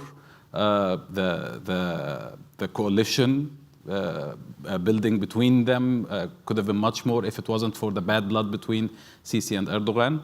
And this is hindering this kind of coalition. But I think that there is true desire from both establishments to work together and to continue going down that road. And I think that they will continue working on that. From the US perspective, Cairo is in a tough position because the Trump administration has been approaching it in a coercive way at the beginning. And Cairo has limited space to maneuver.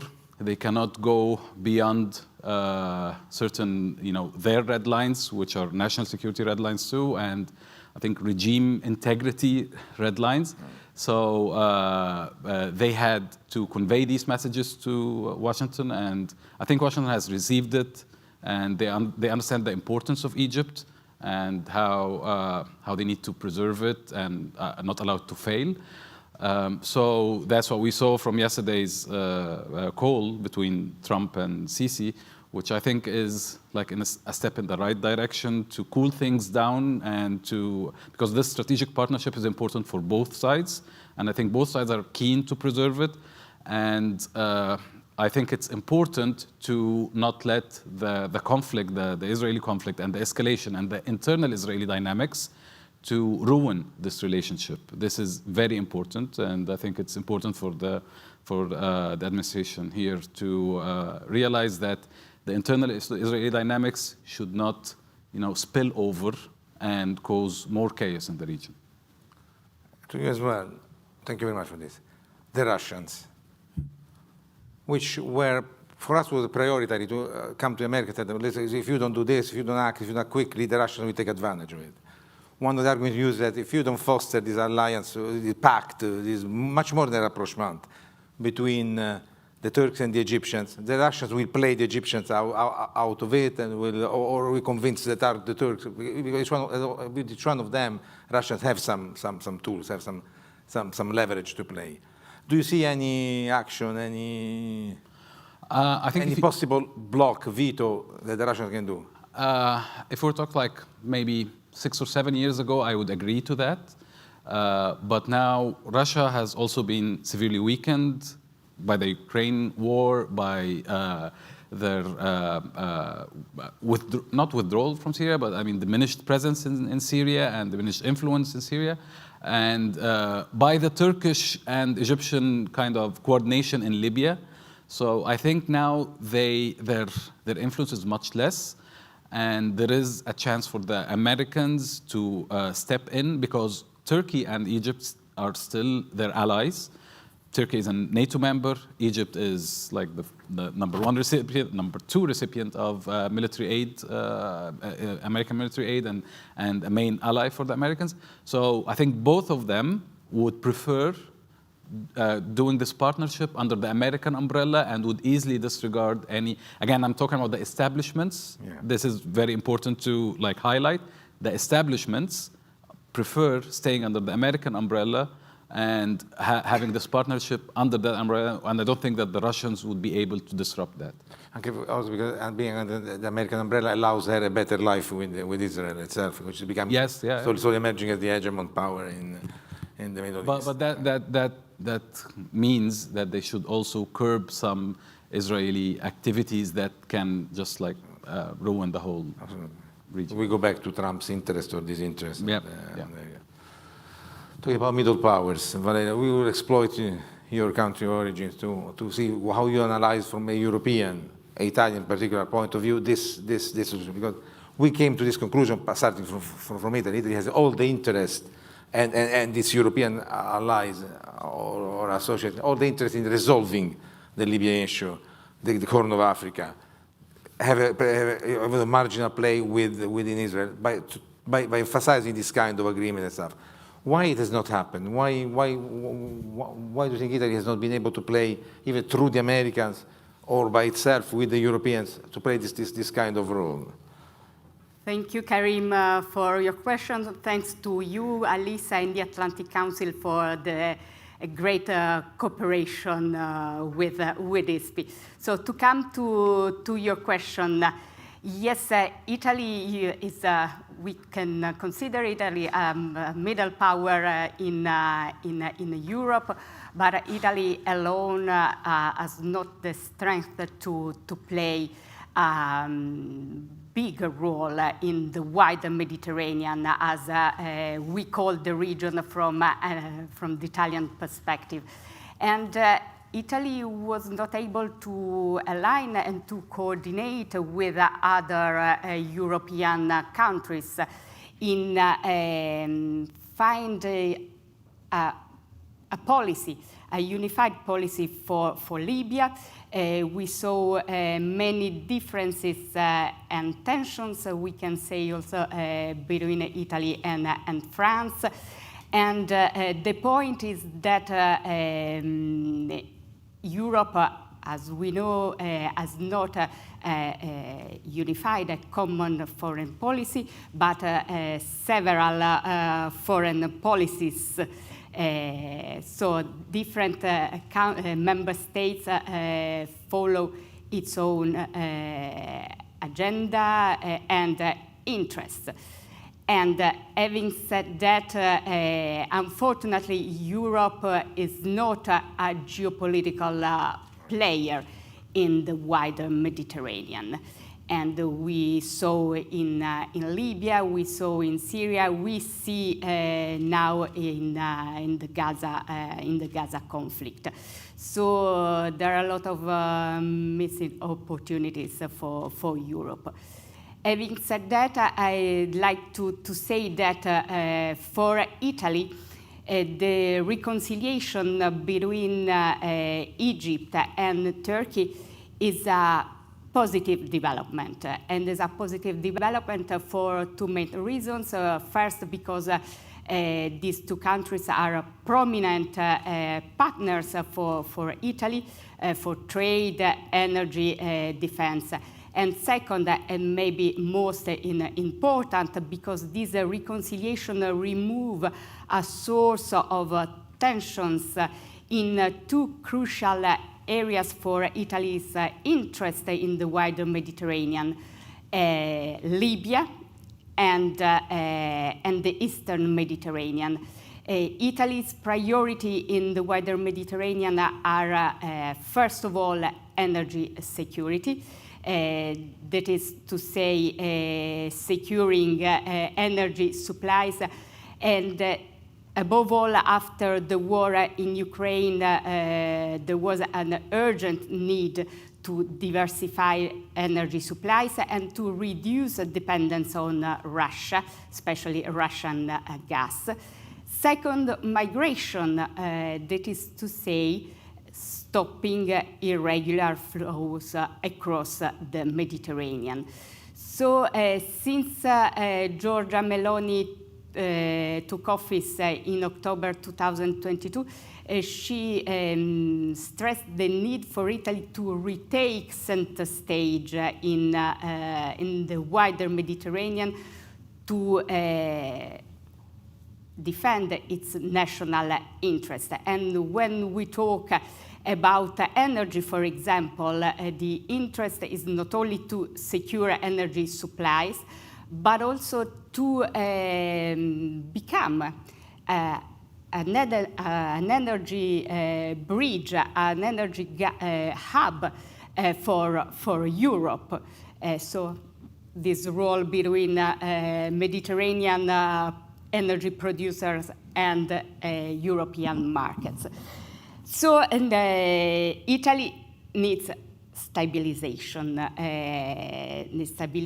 Because we know instability disrupts energy flows, and on the other side is likely to increase migration flows, irregular migration flows.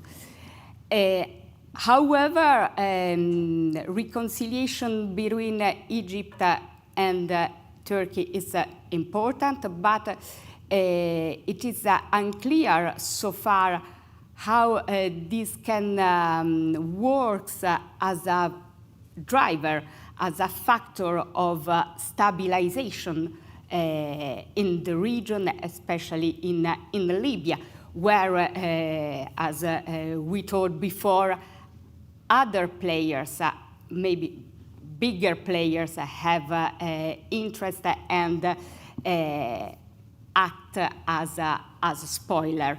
So it is unclear how this reconciliation can transform it into opportunities for cooperation so far.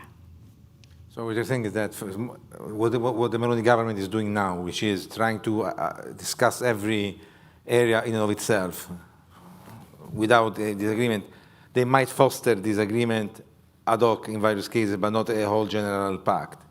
So you see, you are skeptical about the idea that a strong pact between, eventual, I don't say it's happening, between the Turks and the Egyptians will not be enough, because there are other spoilers, because there are other actors that might do this. So Italy is moving into an idea, okay, we cannot do that, let's go into the single case, like in Libya, they're now talking a lot with the Haftar group, they're trying to bring them in, they're trying to push out the Debeba, they're trying to, on their own almost, with that in mind. The Egyptian and the Turks will be on board, because we are doing the same politics. Yeah, sure.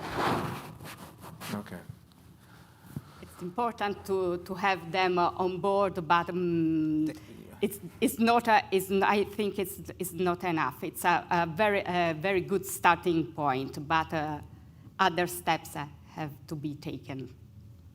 This is fascinating, because I mean, well, again, the lack.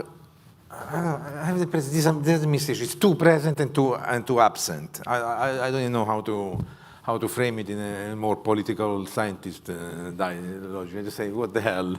I don't know. What do you think is missing? Because we had a different kind of message with the Biden. We had the Obama, and it was not that much of a difference in terms of mass, in terms of disasters, in terms of wars.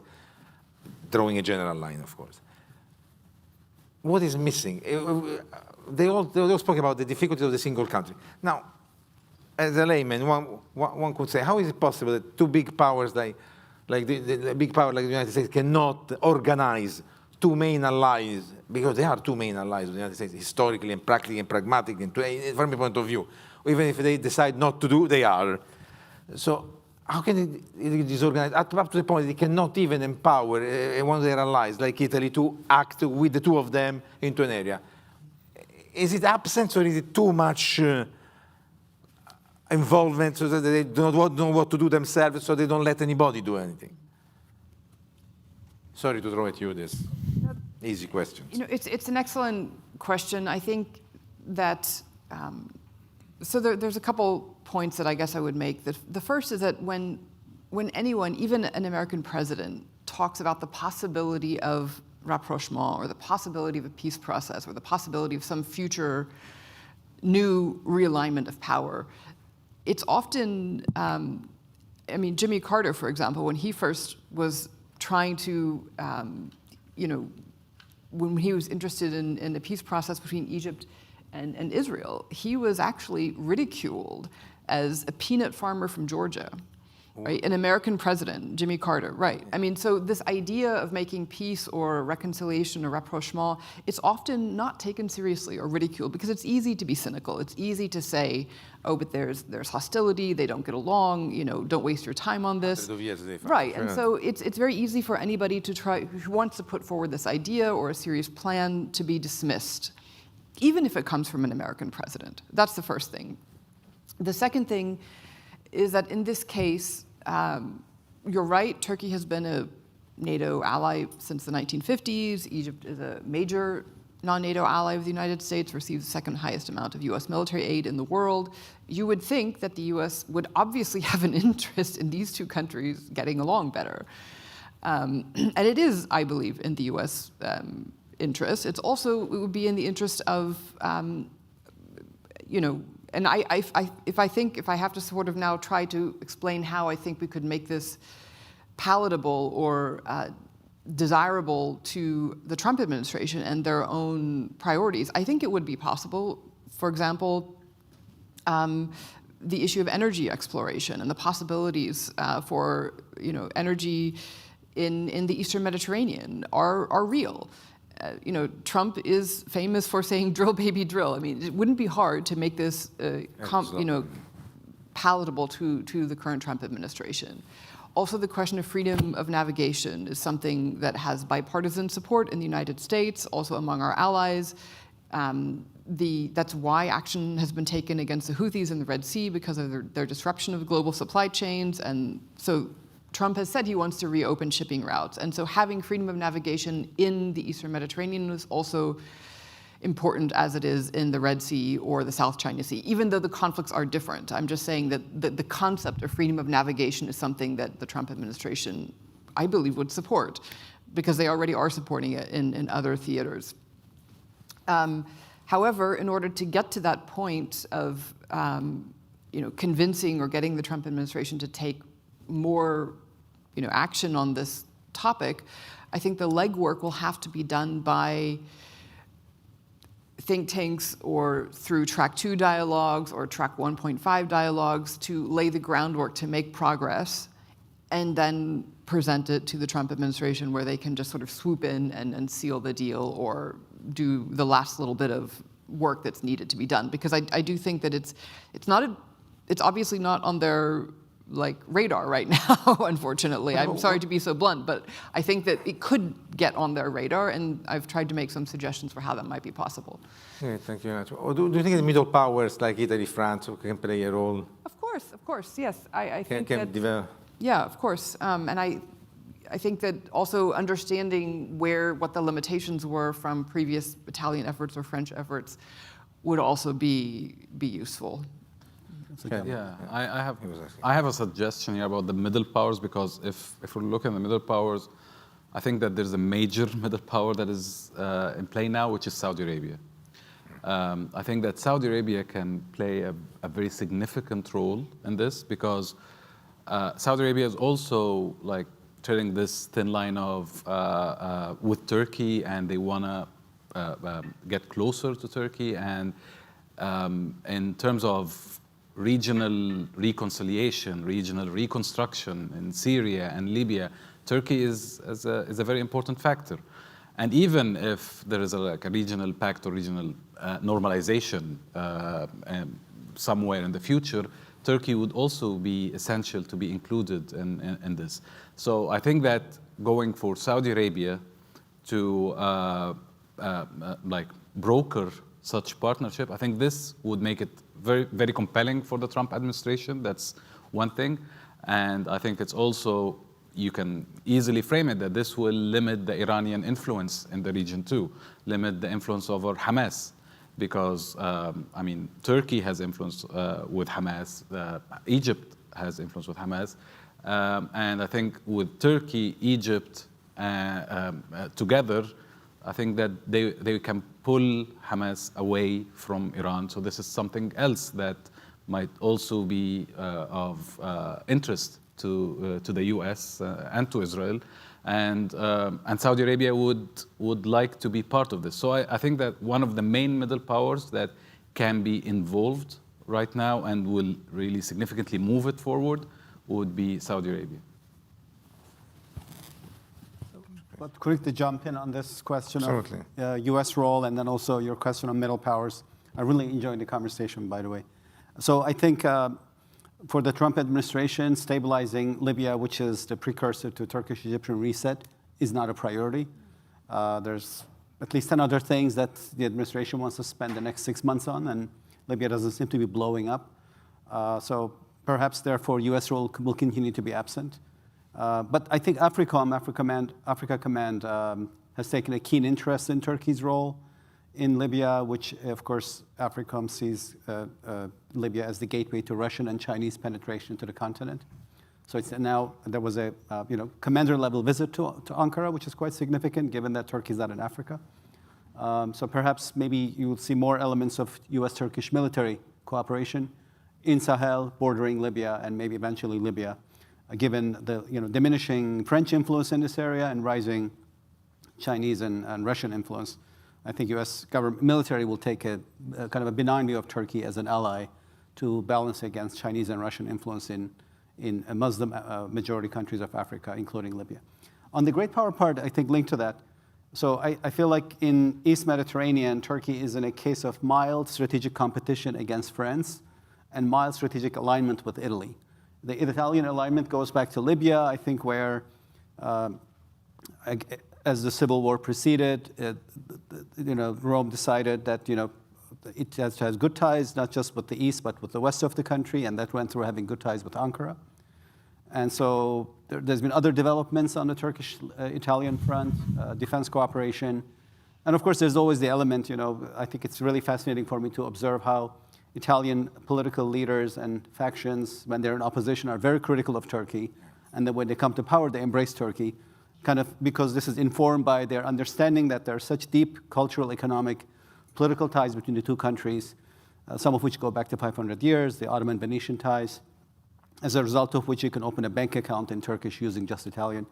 So I think people appreciate and understand these dynamics, that this is just a really old relationship and it just benefits both sides. And in my view, this is informing a mild case of Turkish-Italian alignment as middle powers around the Mediterranean. And the corollary of that is the mild competition between Turkey and France. Libya is an example, of course. The two countries were on opposing sides of the war. So were Italy. Right, exactly. And as well as the fact that I think France and Turkey kind of see each other with some hesitation. It's interesting that 20th century Turkey of Ataturk embraced the French notion of separation of religion and government, laïcité, and that was the French kind of epitome of French approach to religion and Islam, as symbolized by Ataturk's government and his style of government. Whereas Erdogan's Turkey, with its embrace of political Islam, is the antidote of French model of regulating government-religion relations. So it's understandable, therefore, that Paris looks at Ankara's rising influence with consternation and says, is this really good for me the long term in Maghreb? How it will seep into France coming from Maghreb if Turkish model succeeds. So, which I think is even more reason to think that you will see stronger Turkish-Italian alignment. It's also fascinating that we talk about principles and how relationship between principles is important, including the case of Turkish-Egyptian reset. This time, Erdogan and Meloni have a really good relationship, and I think that's probably going to continue to inform the principles part of the relationship, which, independent of those two, of course, there's a lot of historic and economic reasons, I think, for that alignment to continue. That, I think, also goes back to the Haftar attack on Tripoli, which the Turks came and did what the Italians were supposed to do. So there's a sense of guilt that the Italians had, that they cannot been able to defend the city that they promised to defend, and they had to rely on the Turks. And the president of the Council of Ministers at the time attacked the Turks by saying, you should not do it, which to me was a total nonsense. You put it better than I did, so thank you. Sorry. That's the contradiction in Italian politics. Yeah. Okay, now they are telling me that I have to allow you to ask questions. Amal. Thank you very much. Amal Modelleli, Princeton University. I have a question on Syria. And since we're talking about rapprochement, how do you think the Russian-American rapprochement is going to affect Syria? And how would Turkey see it? How would Egypt see it? And how, Amy, would you think the administration will react in Syria? Would they want to cooperate with Russia in Syria, or they would want to cooperate. Especially, they're saying they want to withdraw their forces, and they don't seem to be interested in staying there. Thank you. Who wants to play? Take a... You ask the question. The nobody. Amy, go ahead. Yeah, No, Amy. I can start. Well, I think from the Egyptian perspective, it doesn't matter if the Americans or the Russians are the ones who are going to be bringing Syria into, a unified, calm situation that will not, first of all, will not overspill, Islamism all over the region. That's one thing, and will not revive the ISIS and the radicals within Syria. And will also, again, stabilize the region and not go back to at least the Israeli-Syrian status quo that was present before, in Assad's reign, and stop the destabilization that Israel is doing in southern Syria. So if the Americans are going to deliver that, that's good. If the Russians are going to deliver that, the Egyptians will be happy with it. If both of them will work together to deliver that, that's okay, as long as it is a unified, stable Syria. That's the main aim. And I think that this pretty much aligns with the Turkish agenda, although the Turks are looking for more military presence. We've heard about the Syrian air base that Turkey is taking control of recently. Will this land well with Egypt and the rest of the countries? I can't really speculate, but if this will, it seems like it doesn't land well with Israel right now, and we've seen statements coming out of Israel about that. So how will Egypt see that? I think time will show. No one wants like an expanding influence like Turkey replacing Iran in Syria. That's not good for anyone. But they don't want to see Israel replacing Iran in Syria too. So how can we arrive to a situation where Syria remains united, sovereign, and capable of stabilizing the region and not being a destabilizing agent? So I think that this is the difficult equation that everyone is trying to arrive at. So I think that, again, that the Americans are the ones who are most capable of doing it, but they have not pitched into the Syrian arena yet.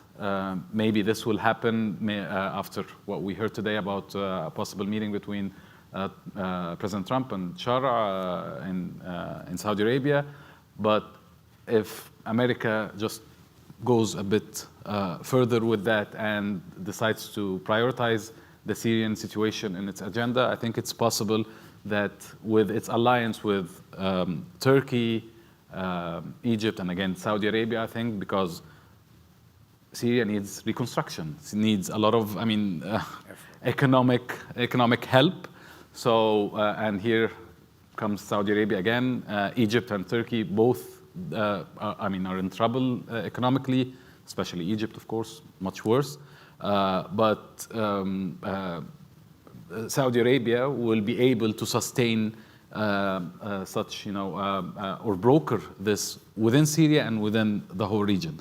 So Syria, I think, is the perfect model of such cooperation between the Arab countries, and specifically Egypt and Saudi Arabia and Turkey, where they can really model stabilizing the region. Amy, you want to say something? Yeah, I could also, but if we want to take other questions, it's fine. Okay. I can just quickly, because she asked me specifically, I would agree with Shadi. I think that there is, the good news is that really everyone agrees that Syria should be stabilized and unified, and including the Syrians themselves. As you know, Ahmed al-Shara and Muslim Abdi, the head of the SDF, signed an agreement recently where they committed to working together The details of that agreement have yet to be worked out, but there are signs that they want to work together, and they also, the agreement stipulated there be a nationwide ceasefire. So there is a desire for stability and a unified Syria also among Syrians. And I think that the concern about the Turkish presence in Syria is something that is shared, as Shadi mentioned, by Israel and by Egypt. But that's again a question about the sovereignty of Syria, whether foreign forces, whether it be Turkish forces or American forces, will stay or leave. It's an open question, I think. Also, very quickly on, since Amal asked about kind of U.S.-Russia ties and how that informs kind of Russia's presence in Syria, there was some talk during the fall of Aleppo that maybe Turkey and Ankara and Moscow negotiated for a peaceful handover of Damascus, meaning no Russian support to Assad regime forces, so the city would not be destroyed like Aleppo is, in return for Assad's peaceful exit, but also maybe some kind of continuation of Russian military presence in that country. Now, that might be a hard pill to swallow for Syrians. They identify these bases with aerial bombing campaigns of civilians. But Syria does need Russia vote at the UN Security Council for things to move forward. So there's some room for kind of negotiations there. And I think Syria at times can be a kind of subset of regional politics. Just as the Obama administration 10 years ago, as part of JCPOA, because it was trying to have a big reset with Iran, didn't escalate by supporting Assad regime forces, anti-Assad regime forces in Syria. You could see how if there's a kind of a peace modality in Ukraine, maybe as part of that, the Trump administration says, you can stay in Syria, if you agree to kind of a peace in Ukraine. I think it would still not be US imposed. It would have to be negotiated between Syria's government, Turkey, and Russia, if there has to be some kind of Russian presence in that country. But it would be very hard for al-Shara to sell it, given how Russian presence is so identified with massacre and displacement of civilians and horrific crimes. On the other piece, I think, of course, Egypt's view of Syria. Maybe if we have this conversation again, I think we're going to highlight Syria as the second area of Turkish-Egyptian competition, in addition to Libya, an area where competition seems to be rising, especially if Turkey sets up bases in that country, as some media has reported it would. And if the HTS model is successful, kind of supported and embraced by Turkey, I think that'll be seen as Egypt also as a political threat, again, given that this would reintroduce political Islam as a viable alternative to Sisi's government in Egypt. Yeah. Thank you very much. We have another question. I think, Simon, you had your head up. Hi, I'm Simon Ostrovsky from the PBS NewsHour. I think, Sonar, you touched on this issue. I wanted to know more about the Russian basing in the Mediterranean and whether the issue of them keeping some kind of a presence in Syria, if that's been decided, and if it hasn't, is it realistic for Russia to continue to be able to project power in the Mediterranean, in Africa, through a new base, say, in Libya or in Sudan? I've heard rumors swirling around that. Does anybody on the panel have any more details on that issue? Thank you very much. Anybody wants to take the question? Not Africa, not Sudan, but I can tell, I think in Libya, it's at this stage a far-fetched kind of possibility, given Wagner has been to a large extent sidelined. I can still see maybe Russia maintaining some kind of a footprint in Syria if this was indeed part of the Ankara-Moscow agreement. Again, also because Shara needs Russia at the UN going forward. He can't completely alienate Putin. And if this is also kind of bundled up with a Ukraine peace deal where the US also says, I'm okay with some kind of a presence, and why not? Because for the Trump administration, the greatest strategic competition is not with Russia, it's with China. And I guess the thinking is like the opposite of what Nixon did in the 70s. At the time, Nixon allied with China to compete against Soviet Union. Now I think the vision is to get along with Russia to compete against China. So then the administration might be open to these eventualities, including in Syria, perhaps. To tell you then about Libya, in short, I don't think that the Russians want to have a base in Libya. At the beginning, I thought that was the purpose. Now, after studying the kind of weapons they were sending out, the kind of troops they're sending out, the amount of troops, I think that Libya for them is what we used to call a sanctuary, a place where they have enough bases, where the troops can stay, equipment is safe, but looking south. They act like the bodyguards of these scientists, these people that go down to explore the mines in Nigeria, in Niger, and in Mali. They escort these various Russian dignitaries that go down south to do the business, or whatever it is, business or politics or stuff. Libya is, the troops in Libya are like that, are there to prevent the conquest of Libya, the loss of their power over the eastern, and the control of the territory for other purposes that are not those who are attacking NATO or having a base which would raise a lot of issues. You have a base in the west coast, 1 hour and a half from Rome or from Italy, that would raise it. So they're going to go south, but they want to keep their bases and their positions in Libya. That's what they're entrenching. They're not projecting. They say, you cannot take us out from here because we need this place. We're not going to go up north. All of their efforts are going south, down in the Sahel. For Sudan, I can just say that it's so fluid now there, and Russians did have interest to have a presence in Sudan since Omar Bashir's times. They have this weird relation with both sides, with the infighting, with RSF. Wagner had, connections to the RSF, and they also have good. The Russian government has good connections with the military as well. So, but I think that with the military making some a good progress on the ground right now and taking back Khartoum, and it's really still very fluid, and it will depend on who is backing the military in its current progress. If it's as we think that the Egyptians and the Saudis and the Americans are more siding with the military, then I think it's a much less of a possibility now, because Egypt, Saudi Arabia, and America, of course, would not like a Russian presence there. So if these three backers of the Sudanese military now hold their positions, then I don't think that we can be worried about the Russian presence. But I mean, again, it's very fluid and things might change. Okay, I think I've almost exhausted our time. Is there any one last word that each one of you want to say?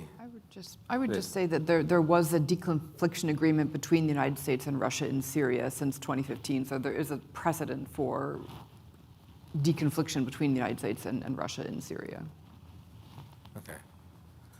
Well, thank you very much. It has been a real pleasure. Thank you very much for being extremely interesting, as was supposed to be extremely interesting panel. You're doing great.